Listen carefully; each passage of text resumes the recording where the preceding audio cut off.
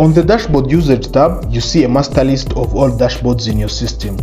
You can firstly click on any dashboard to drill down into detailed access logs. You can also filter by date or organization unit to focus more on the period or region you care about. You can also sort the table by total visit, last visit date, or top users.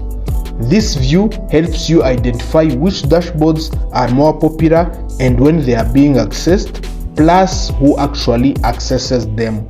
There is also an option to export your analytics in multiple formats for further use. The User Engagement tab is all about how individual users interact with your dashboards. Here we provide a recency card showing the percentage of users active in the last 7 days, last 30 days, and those inactive longer. A login frequency card with the total and average logins per user over the past month, and highlights for the single most active and least active user.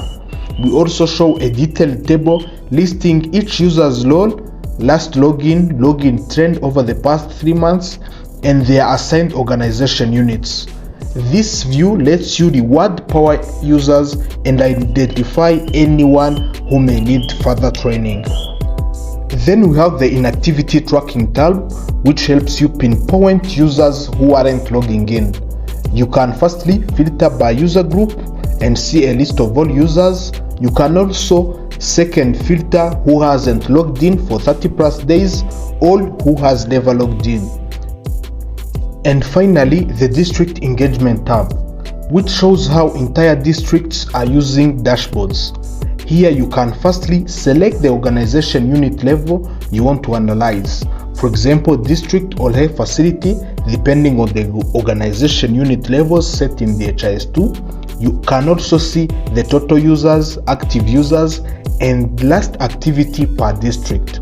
You can also view the access percentage and flag districts with consistent weekly activities. This helps program managers see regional strengths and spot districts that might require support.